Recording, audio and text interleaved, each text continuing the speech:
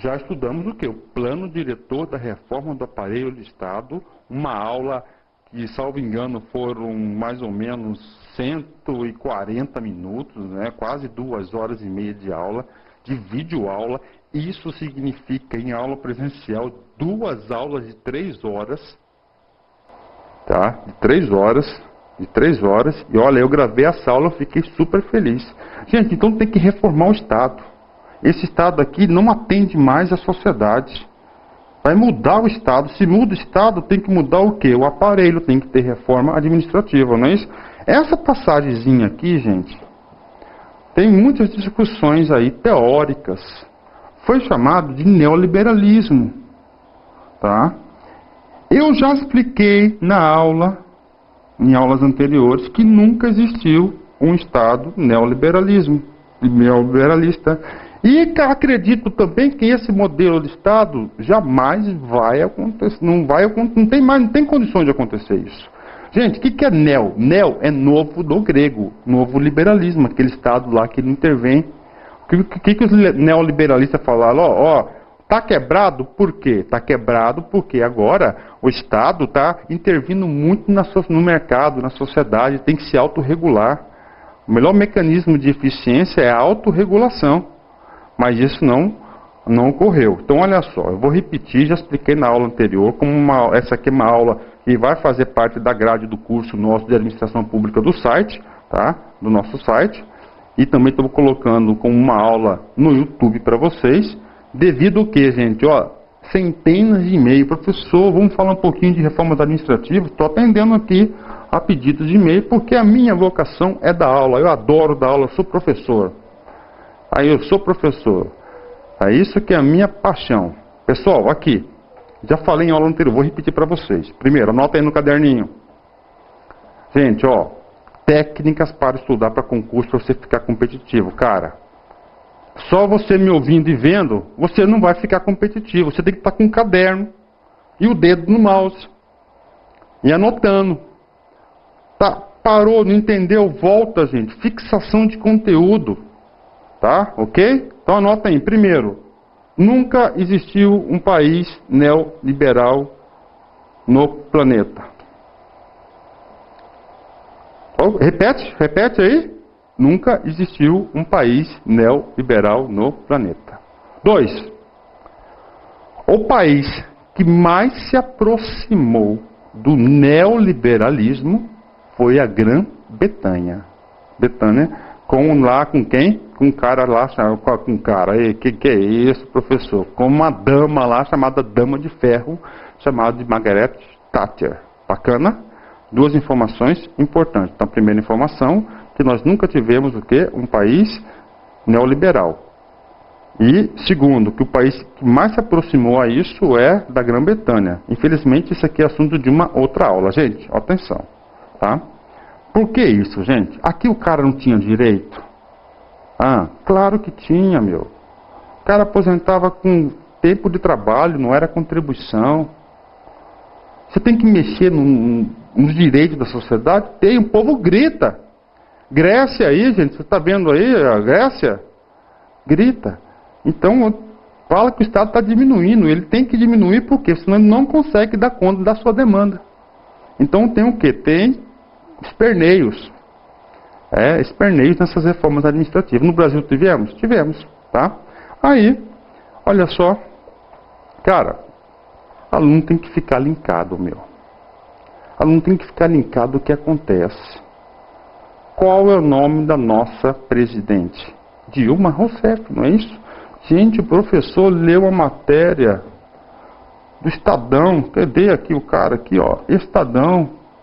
Onde que a Dilma fala o seguinte: não existe essa de liberalismo, que agora o Estado será, ela quer que a sua administração, que a sua gestão, a sua marca seja o Estado gerencial. Cara, isso vai cair em todos os concursos, principalmente de alto nível. Polícia Federal, Senado, tribunais de contas, tribunais regionais eleitorais, tribunais de trabalho, carreira fiscal. Onde tiver o assunto administração pública, isso vai ser o assunto da moda. Gente, então olha só, por favor, gente, ó, contribuição, eu gosto do que eu faço, papo sério, gente, ó, vai lá, faz um pedido de adição no Facebook, gente, ó, meu Facebook está aqui, pode fazer lá, que se vai ter matérias, vai ter informações lá, eu estou procurando, gente, para ser desse ano, 2012, recentemente, depois das minhas férias, claro, né, estou já fazendo isso, a cada 2 dias, passar uma informação para vocês, alguma coisa interessante. Tá certo, gente? Então, aí, ó, acompanha a gente, leiam essa matéria, porque essa matéria aqui, gente, eu coloquei fé, viu? Senti confiança. Pode ser tema de prova discursiva. Pode ser comando de questão objetiva. Pode ser questão de prova de português e interpretação de textos. Então você tem que estar o quê? À frente, gente. Por que eu gosto de ser professor de cursinho? Porque é vanguarda, sempre, ó, antecipando os fatos. Bacana, legal? Aproveitando esse momento de descontração, vocês viram aqui que eu estou com minha camisa preferida. Eu falei ontem com o nosso produtor aqui do estúdio, ele me perguntou assim, Luiz, que camisa que você vai vir amanhã?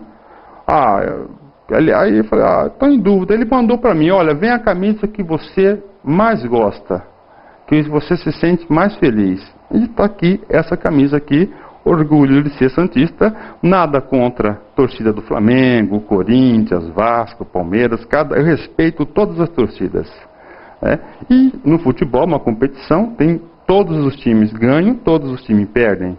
E o bom do futebol é que todos os anos tem o quê? Campeonatos. Então, um dia chega a hora de cada um e, claro, né? Nos últimos tempos aí, os santistas não têm o que reclamar do nosso super time, né? Eu sou um seguidor do Neymar. Super craque de bola. Opa, vamos lá, voltando aqui. Bacana, então, ó, santista de coração. Para aqueles colegas que estão assistindo que são santistas também, vamos compartilhar isso com o professor. Legal? Bom, pronto. Então, olha só. O que até agora eu falei para vocês? Eu falei o seguinte, que muda estado, tem que mudar o aparelho. Essa mudança de aparelho chama-se reforma administrativa. Agora eu vou falar só no caso brasileiro, daqueles 5 casos. Fora aqueles 5 casos, eu vou comentar 3 casos extras, né? Gente, olha só. Você sabe o seguinte, que a primeira reforma no Brasil foi em 1930, não é isso? Com o quê? Com Getúlio Vargas, lá na Nova República, né? Só que antes disso, nós temos uma passagem no Brasil de uma grande reforma administrativa patrimonialista promovida por Marquês de Pombal, que foi chamado Administração Pombalina. Por quê? Conta aí, prof, pra gente, em linhas gerais. Gente, olha, Portugal estava quebrado. Tá certo? Lá economicamente, teve um terremoto lá, arrasou Lisboa, alguma coisa assim, e precisava, né, de se reerguer, né? Principalmente a família, né? E eu digo, né, gente, mordomia só fala mal quem nunca teve. O cara que já teve mordomia, ninguém quer abrir mão da mordomia, né, gente? Sente falta. Gente, olha só, comigo. Aí mandaram o primeiro-ministro na época, Marquês de Pombal, para quê? Para reorganizar aqui o aparelho brasileiro, consequentemente mandar dinheiro para eles. Então foi chamado de administração pombalina. Então ele veio para cá. Caiu na prova, gente, a administração pombalina. A pergunta está baseada em qual tipo de administração? Patrimonialista. Gente, a única reforma no Brasil considerável entre 1500 até 1930 foi essa reforma patrimonialista. Cai em concurso, cara. Isso aqui caiu, salvo engano, MPOG 2009, gestor federal. Administração pombalina. Professor, fala mais sobre esse cara aí. Esse cara tem uma palavra, uma frase, uma expressão muito interessante. Vocês já ouviram falar de rei deposto, rei morto? De novo. Rei deposto, rei morto. No nosso caso, O cara é secretário. Ele cessou o cargo, ele é o quê? Um rei morto. Ele é ex-ocupante do cargo. Essa frase é do Marquês de Pombal, tá? Administração pombalina. Vamos ler esse texto aqui que tem umas coisas importantes aqui. O Marquês de Pombal foi secretário do Estado de Portugal de 1750 a 1777. Ficou conhecido como um dos déspotas esclarecidos. Moral da história, altamente inteligente, cara. Altamente inteligente. Que, por entender que a superação das dificuldades que o reino português enfrentava somente seria possível por meio de realização de reformas por um soberano fortalecido, com a intenção de centralizar e controlar ainda mais a administração colonial, parou no colonial, porque nesse período aqui, nós tínhamos um período de administração chamado administração que patrimonialista colonial. Ele veio para onde? Para cá. O que ele fez? Uma reforma administrativa patrimonialista. Como, gente? Extinguindo as capitanias hereditárias ainda existentes, unificando os estados do Maranhão e do Brasil, e essa mudança se expressava principalmente nos métodos e processos de trabalho que davam lugar à emergência de uma burocracia. Agora, atenção, gente. Burocracia. Essa burocracia, marquem, gente, atenção. Atenção, escreve assim. Burocracia não é a burocracia weberiana. Tá? Essa é um tipo de burocracia existente para a manutenção do patrimonialismo. Burocracia não foi Max Weber que fez, né? Ele criou o tipo ideal de burocracia que o Estado utiliza, tá? Mas a gente considera ele o quê? O pai da burocracia. Então, olha só, gente, lapso temporal, reformas administrativas, preste atenção, comigo, professor do coração aqui, quero que você passa, quero que você consegue, você vai conseguir, comigo, crianças. Qual foi a única reforma administrativa significativa no período da administração pública patrimonialista no Brasil? Está aqui, administração pombalina. Professor, o que aconteceu em 77? O rei saiu, entrou outro rei. Esse cara aqui que tinha status de rei aqui, de um soberano, um cara forte, né? Aí ele foi deposto, foi substituído por outro. Aí ele que criou essa frase, né? Que tinha muito poder. Rei deposto, rei morto, não manda em nada e ninguém. Essa frase foi do Marquês de Pombal, né? Agora nós vamos estudar o DASP. Gente, o DASP é importante. Em aulas passadas, ajuda a memória. DASP. O que eu tenho que saber do DASP, professor? O DASP foi a primeira tentativa de implantar uma administração pública burocrática no Brasil. Recordando, a administração pública burocrática queria fazer o quê? Eliminar a prática de administração, de administração patrimonialista. Por quê? Porque é antidemocrática, é ladrão, com nepotismo, prebendas, sinecuras e assim por diante. Assistam lá na aula de patrimonialismo. Bacana, gente? O DASP, tá? Professor, primeira coisa, o que significa esse cálculo de DASP? D de departamento, A de administração, do S, serviço, P, público federal. O DASP, né? Gente, tem uma confusãozinha aí da data de criação do DASP, tá? Isso pode cair principalmente em bancas de não muita expressão, bancas pequenas, que não tem um grande know-how, não tem muita experiência de elaboração de concursos públicos, gente. O que aconteceu? A lei 284 de 36 criou o Conselho Federal de Serviço Público, tá certo? E em 1938, esse conselho foi transformado em DASP. Por força do quê? Daquela Constituição chamada Constituição Polaca de Getúlio Vargas, que já na Constituição previa o quê? A criação de um órgão de staff estratégico para dar suporte ao presidente da República, no caso Getúlio Vargas. Então, gente, olha, caiu 38 e 36 na sua prova, as duas opções. Marque 36.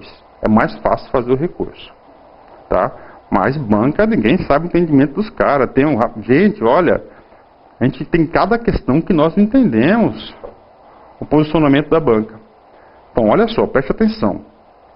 Jurisprudência de concurso. Se tiver lá no concurso 36 e 38, você vai no 36. Se nas respostas somente tiver 38, não tiver 36, você vai marcar 38. Se você nas respostas tiver somente 36, você vai marcar o quê? 36. Agora, tudo isso foi provocado por alguns textos do nosso grande mestre Luiz Carlos Bresci Pereira. Nos primeiros manuais dele, ele colocou como criação do DASP 38. Aí o que acontece? Pessoas de faculdade lá, estudam, tal, descobriu que houve o quê? Essa transformação. Mas em relação à data de criação, vocês já estão orientados. Ok? Não esqueçam disso. Gente, o DASP é o seguinte. O DASP não é um estudo fácil. Você tem que entender o seguinte. Esse DASP já esteve em 3 lugares. No céu, na terra e no inferno. Tá? De novo, o DASP já esteve no céu, na terra e no inferno. Então você vai ter que saber o momento onde o cara estava no céu, na terra ou no inferno. Tá certo? A gente vai falar mais sobre isso. Gente, qual que é o trabalho do DASP? Implantar uma administração pública burocrática. Se vai implantar uma administração pública burocrática, gente, o cara vai ter que ter um tal de metodologia. E qual foi a metodologia, a política adotada por esse órgão chamado DASP? Gente, modelo weberiano de burocracia. E além disso, os princípios da administração científica de Taylor e Fayol, que é a primeira escola clássica da administração. Tá? Só isso. Professor, para a prova de fiscal, para a prova de tribunal de contas, eu tenho que estudar essa teoria? Não precisa agora. Se for o cargo administrador, meu amigo, você está lascado, cara. Aí você vai ter que estudar todas as escolas. E aqui, eu vou fazer meu benchmark aqui, meu endomarket aqui. O negócio é o seguinte, eu também vou depois, eu estou gravando esse ano, 2012, vou lançar agora a administração pública 100% atualizada, em seguida administração financeira e orçamentária, e o terceiro curso, administração geral, gente, completo para vocês. E aquela história, garantia, você não gostou do curso, pode mandar um e-mail que eu te devolvo o dinheiro, gente, papo reto com vocês, tá? Porque aqui a minha preocupação é com vocês. E quem gosta do que faz não é trabalho, né, gente? É diversão. É diversão. Então é o seguinte, qual que é a metodologia? Qual que é o referencial teórico do DASP? Administração científica, não é isso? De Taylor e Fayol. E o modelo weberiano de burocracia. Professor, por isso que fala que o DASP foi que implantou a administração pública burocrática? Positivo, é isso mesmo. Tá certo, gente? Nós temos outro tipo de burocracia? Claro que temos. Gente, vamos lá. Esse DASP foi pautado pela separação das atividades fins dos meios, difundindo o princípio da departamentalização. Gente, lá na aula de burocracia, se eu perguntar para vocês, divisão do trabalho é uma característica da burocracia? Claro, certo, lá na aula a gente passou todas as características de funções para vocês. Então é isso, gente. E o que significa divisão do trabalho? Significa departamentalização. Gente, já perceberam nos órgãos? Tudo separadinho, gente. Departamento pessoal, orçamento, logística, transporte, não é isso? Setorzinho, cada departamentozinho. Aí dão nome de departamento agora, né, gente? Gerência sistêmica, mas é tudo a mesma coisa. O princípio do quê? Da divisão.